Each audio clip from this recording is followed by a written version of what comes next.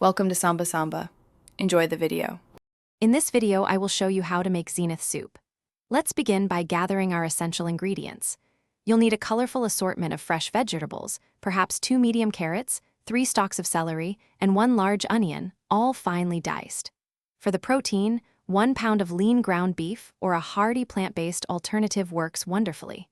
Don't forget 2 quarts of your favorite broth and 1 cup of small pasta to complete our delicious creation. Now, let's get cooking. Start by heating 2 tablespoons of olive oil in a large, heavy-bottomed pot over medium heat. Add your diced onions, carrots, and celery, sautéing them gently for about 5 minutes until they become tender and fragrant. Next, add your 1 pound of ground beef, breaking it apart with a spoon. Cook until it's fully browned, then drain any excess fat to keep our soup light and flavorful.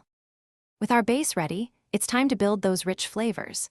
Carefully pour in the 2 quarts of broth, bringing the mixture to a gentle boil. Stir in 1 standard 14.5 ounce can of diced tomatoes and 1 teaspoon of your favorite dried herbs, like oregano or basil.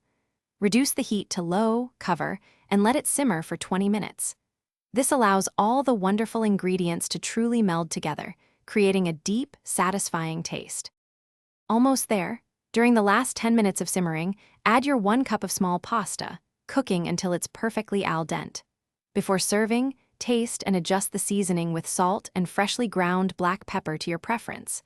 Ladle your delicious, homemade Zenith soup into bowls. A sprinkle of fresh parsley or a generous dusting of grated Parmesan cheese makes a perfect garnish. Enjoy this comforting meal. Thanks for watching. Consider subscribing if we helped you.